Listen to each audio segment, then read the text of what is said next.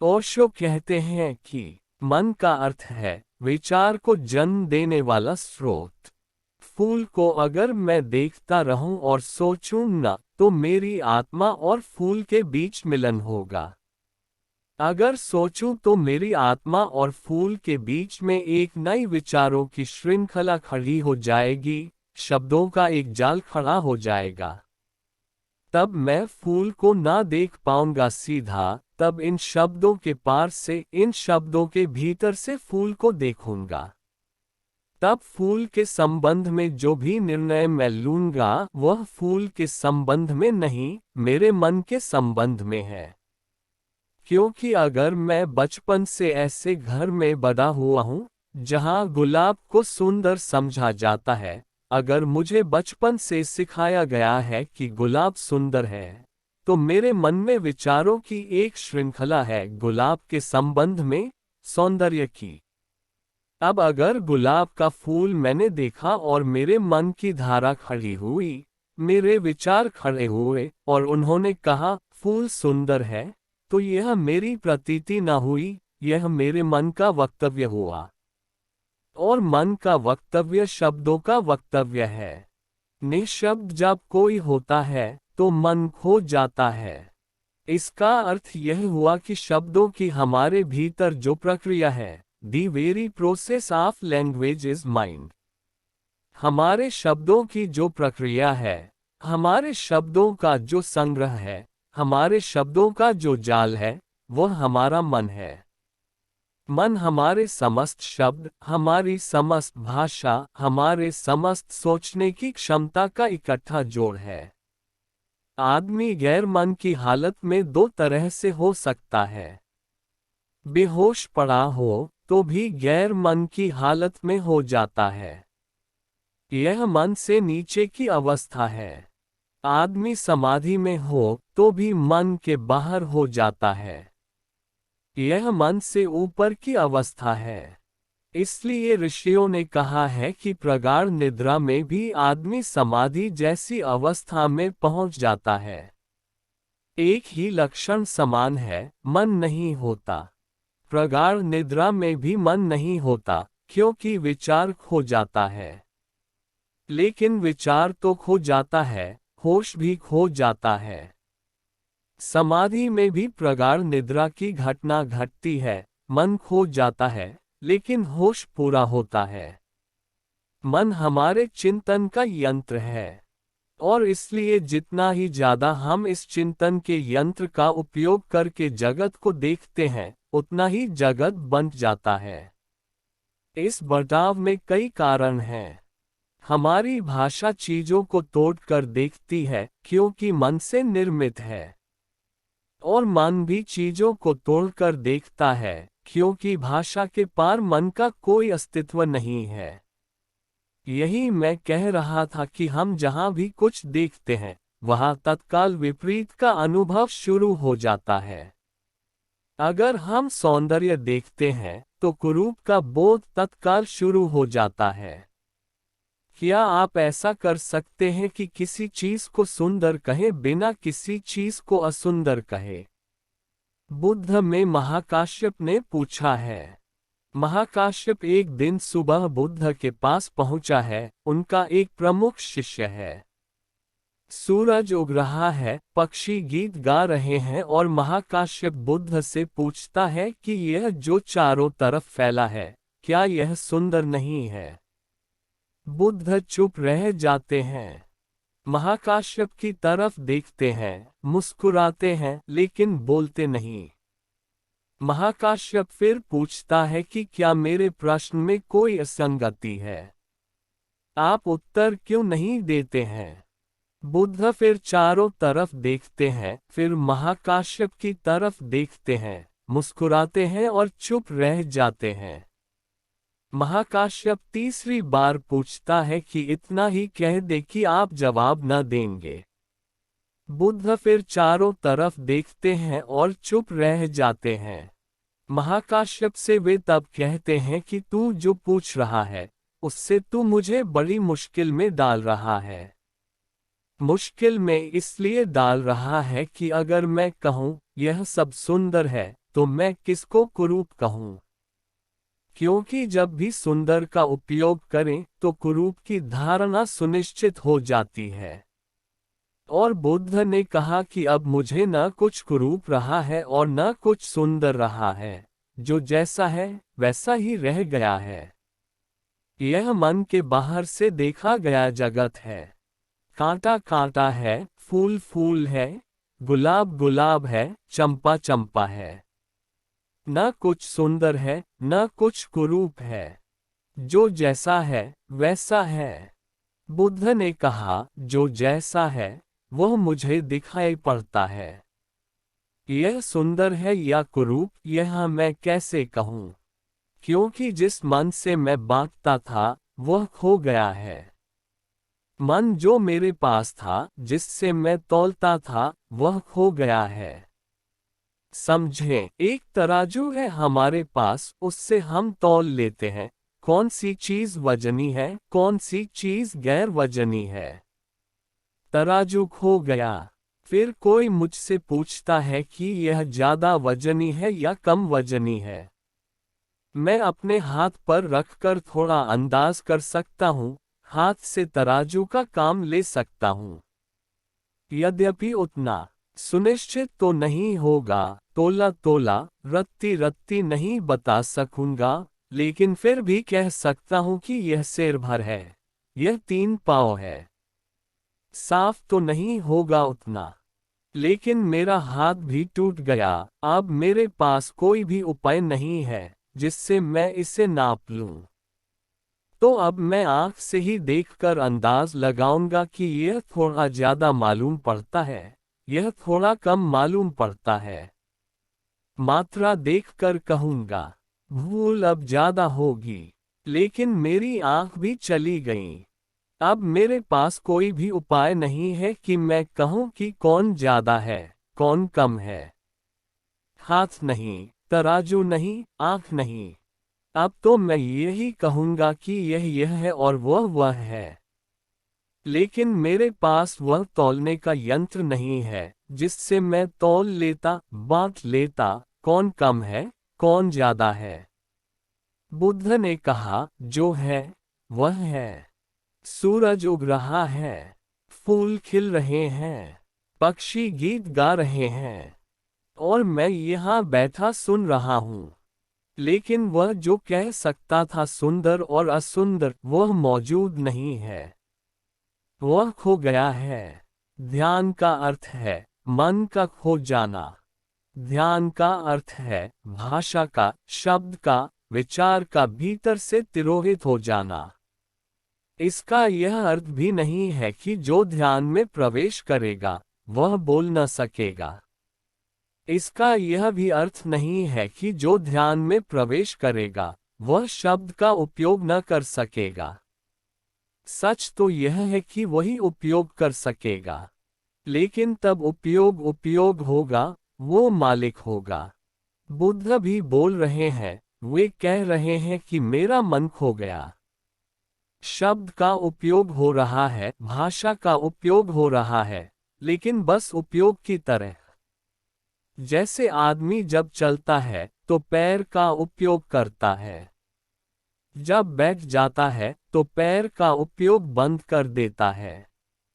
लेकिन आपका मन पागल है, आप नहीं भी काम लेना चाहते हैं उससे, वह काम करता ही चला जाता है। आप कहते हैं चुप हो जाओ, वह चुप होता ही नहीं। आप कहते हैं बंद करो, मुझे सोना है, और वह बंद नहीं होत। और आप कहते हैं ठहर जाओ, यह बात मुझे सोचनी ही नहीं है, और वह सोचे चला जाता है। और आप बिल्कुल बेबस हैं। यह आपकी विवशता, यह आपकी बेचैनी, यह आपकी मजबूरी, आपकी आत्मा की मालकियत खो गई है और मन आपका मालिक है। यह मालकियत मिटे, मन नीचे उतरे, आप मालिक हो जाएं, तो आप जगत को दूसरे ढंग से देखना शुरू करेंगे। यह मैंने क्यों कहा? यह मैंने इसलिए कहा कि कृष्ण का यह जो सूत्र है, यह आपकी तभी समझ में आ सकेगा जब आप मन और गैर मन दो ढंग से जगत को देखने की व्यवस्था को समझने में समर्थ हो जाएं। कृष्ण कहते हैं, मैं ही सूर्य रूप हुआ तपता हूँ और मैं ही वर्षा को भी आकर्षित करता हूँ। मैं ही बरसात हूँ, मैं ही वर्षा हूँ। इसे हम ऐसा समझें, आग को और जल को हम सदा विपरीत देखते हैं। अगर आग लगी हो तो हम पानी से उसे बुझा देते हैं, और अगर हम पानी में आग लगाना चाहें तो कोई उपाय नहीं है। आग और पानी हमारे लिए विपरीत है। आग की पानी से क्या मैत्री, पानी दुश्मन है। पर कृष्ण कहते हैं, मैं ही हूँ आग और मैं ही हूँ जल, मैं ही भभकता हूँ, मैं ही बुझाता हूँ, मैं ही हूँ सूर्य जो तपता है, और मैं ही हूँ वह वर्षा जो आकर्षित होती है सूर्य से। अगर हम मन का हिसाब छोड़ दें और जरा अस्तित्व को देखें तो पता चलेगा, सूर्य ही तो खींचता है सागर से पानी को, सूर्य ही तो बनाता है बादलों को, सूर्य ही तो बरसाता है। तो आग और पानी में जो वैमनस्य हमें दिखाई पड़ता है वह कहीं न कहीं हमारे मन के कारण ही होगा। वह वैमनस्य राम और रावण जैसा ही है। सूर्य के बिना पानी नहीं हो सकेगा, पानी के बिना सूर्य नहीं हो सकेगा। वे कहीं बहुत गहरे में संयुक्त और इकट्ठे हैं। उनके संयुक्त होने की खबर वे देते हैं और कहते हैं, हे अर्जुन, मैं ही अमृत हूँ और मैं ही मृत्यु। दुनिया में ईश्वर के संबंध में जिन लोगों ने भी सोचा है, उनमें सिर्फ हिंदू दृष्टि ईश्वर के साथ मृत्यु को भी जोड़ती है, बाकी कोई भी नहीं जोड़ता है। पृथ्वी पर जितनी चिंतनाएं हैं, वे सभी कहती हैं कि ईश्वर जीवन है, लेकिन कोई भी यह कहने की हिम्मत नहीं करता कि ईश्वर मृत्यु भी है। उसका कारण है वह जो हमारे मन का विभाजन है, उसमें हम कैसे दोनों कहें। कैसे ईश्वर दोनों कैसे हो सकता है? लेकिन ईश्वर दोनों है क्योंकि जीवन दोनों है। हमारे तर्क में ना आए तो हमें तर्क छोड़कर देखना चाहिए। लेकिन हमारे तर्क के पीछे जीवन चलने को आबद्ध नहीं है। अगर हम पूछे किसी और से तो वह कहेगा, ईश्वर जीवन है, लेकिन ईश्वर मृत्यु है। यह कहने में घबराहट होगी उससे, क्योंकि मृत्यु को हम सोचते हैं वह जीवन के विपरीत है, और जीवन को हम अच्छा और मृत्यु को बुरा समझते हैं। इसलिए मित्र के लिए हम जीवन की प्रार्थना करते हैं और शत्रु के लिए मृत्यु की प्रार्थना करते हैं। चाहते हैं मित्र जिए और चाहते हैं शत्रु मर जाए, लेकिन हमें पता नहीं, मर तो वही सकता है जो जिएगा, और हमें यह भी पता नहीं कि जो जिएगा उसे मरना ही पड़ेगा। तो जब हम किसी की मृत्यु की प्रार्थना करते हैं तब हम उसके जीवन की भी प्रार्थना कर रहे हैं, और जब हम किसी के जीवन के लिए शुभ कामना करते हैं तब हम मृत्यु की भी शुभ कामना कर रहे हैं। क्योंकि जीवन बिना मृत्यु के हो नहीं सकता है, वे एक ही चीज के दो छोर हैं। जीवन और मृत्यु बड़े विपरीत छोर हैं। हम सबको ऐसा अब तक लगता रहा होगा कि जीवन को जो समाप्त करती है वह मृत्यु है, लेकिन वह दृष्टि गलत है। जीवन को जो पूर्ण करती है वह मृत्यु है। जीवन मृत्यु में जाकर अपने चरम शिखर को छूता है। इसलिए भारत ने जवानी को बहुत मूल्य नहीं दिया, वार्धक्य को मूल्य दिया। पश्चिम जवानी को मूल्य देता है, वृद्ध को कोई मूल्य नहीं देता। वृद्ध होना अवमूल्यित हो जाना है, डिवेल्यूएशन हो जाता है। आदमी का हुआ पश्चिम में कि डिवेल्यूएशन हुआ, उसका अवमूल्यन हो गया। उसका जो भी मूल्य था जगत से वह खो गया। क्यों? क्योंकि अगर जीवन और मृत्यु विपरीत है तो फिर जवान ही जीवन के शिखर को छूता है, का तो मौत की तरफ जाने लगा। इसे ऐसा समझें, अगर मृत्यु बुरी है तो का अच्छा कैसे हो सकता है? क्योंकि के का मतलब है जो मृत्यु में जाने लगा। वह मृत्यु का पथिक है, मृत्यु उसके करीब आने लगी।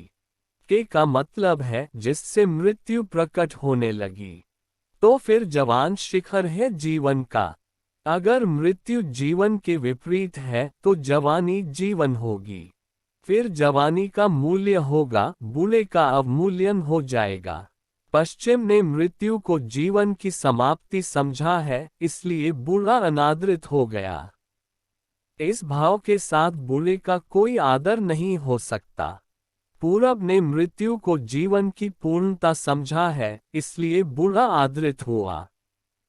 क्योंकि वही चरम शिखर है जीवन का, जवान नहीं। वृद्ध ही चरम शिखर है जीवन का। और मृत्यु का क्षण सिर्फ अज्ञान के कारण अवसाद का क्षण है। अगर समझ हो तो उत्सव का क्षण भी हो सकता है।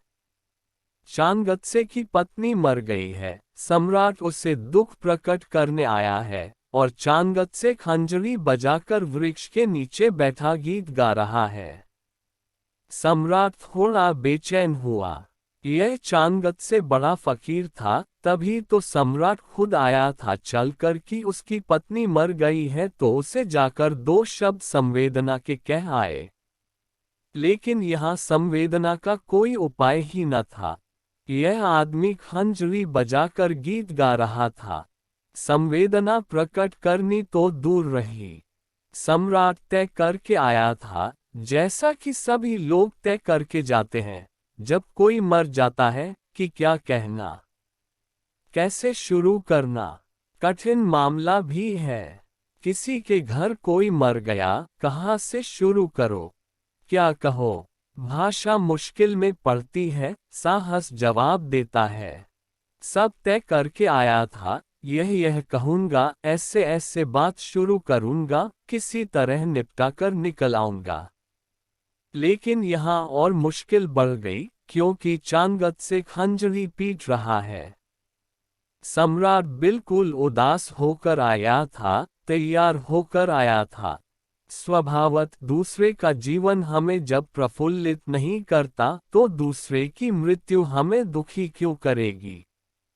और अगर दूसरे का जीवन हमें प्रफुल्लित ही कर पाए तो हम उस स्थिति को जान लेंगे जहां फिर मृत्यु भी दुखी नहीं कर पाती। सम्राट आया था उदास बाना पहनकर। देखा तो रहा नहीं गया। उसने चांगत्से से कहा कि महानुभाव, दुख ना मनाए, इतना ही काफी है। लेकिन खंजरी बजाए और गीत गाएं, यह जरा ज्यादा हो गया। दुख ना मनाए, चलेगा, ठीक है, लेकिन यह जरा ज्यादा हो गया। चांगत्से ने कहा, क्या कहते हैं? जिसके साथ मैंने जीवन के परम आनंद जाने और जिसके साथ जीवन की लंबी यात्रा पूरी की, क्या उसके पूर्ण होने के क्षण में मैं गीत गाकर विदा भी न दे सकूं? मगर यह कुछ और ढंग है देखने का। यह मन से देखी गई बात नहीं है। अगर मन से देखी गई हो तो मृत्यु दुख का कारण है, जन्म खुशी का कारण है।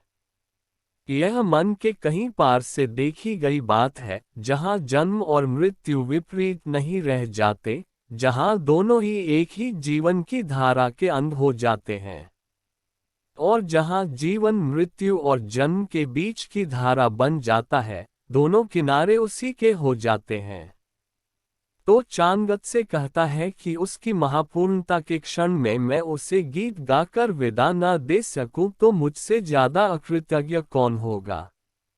सम्राट की समझ में नहीं पड़ा होगा। आपकी भी समझ में पड़ना मुश्किल पड़ेगा। लेकिन जिनकी समझ में पड़ जाए, वे ही केवल समझदार हो पाते हैं। प्रयोजन इतना ही है कि जिसे हम विपरीत कहते हैं, वह विपरीत नहीं है।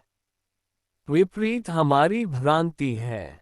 और जहां जहां विरोध दिखे, वहां वहां खोजेंगे तो नीचे एकता की धारा मिल जाएगी। कांटा है, गुलाब है, फूल खिला है, कांटा लगा है। आप फूल तोड़ने जाते हैं, कांटा हाथ में छिद जाता है, लहू की धार फूट पड़ती है। स्वभावत आपको लगेगा कि फूल और कांटा दुश्मन हैं। कहाँ फूल कहाँ कांटा, गए थे फूल तोड़ने, लग गया कांटा। अगर आप किसी को कांटा भेंट करने जाएं, तो वह भी चौंकेगा कि आपका दिमाग तो खराब नहीं हो गया है। भेंट तो फूल किए जाते हैं।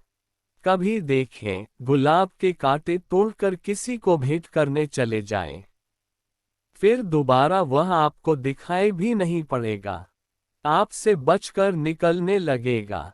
जिस रास्ते आप गुजरते हैं, उस रास्ते नहीं गुजरेगा। लेकिन फूल और कांटे क्या दुश्मन हैं? तो फिर जरा गुलाब की शाखा में नीचे उतरे, शाखा में बहती हुई रसधार से पूछे कि यह फूल और यह कांटा क्या अलग अलग जगह से आते हैं। वही रस कांटा बनता है, वही रस फूल बनता है। ये दोनों अलग अलग हमें दिखाई पड़ते होंगे, ये अपने में अलग अलग नहीं हैं। और गुलाब के सब कांटे तोड़ डालें, तो फूल भी उदास हो जाएंगे, क्योंकि भीतर की रसधार को चोट लगेगी। वही रसधार तो है। और जब गुलाब के फूल तोड़ लिए जाते हैं, तो कांटे भी पीड़ा अनुभव करते हैं, क्योंकि वे तो संयुक्त हैं, अस्तित्व इकट्ठा है। मन बांटता है, फिर फूल अच्छे हो जाते हैं, कांटे बुरे हो जाते हैं। फिर कांटे को कोई भेंट नहीं दे सकता, फूल को ही भेंट देना पड़ता है। लेकिन अस्तित्व कांटे और फूल एक साथ उगाए चला जाता है। अस्तित्व एक साथ दोनों को जीवन दिए चला जाता है।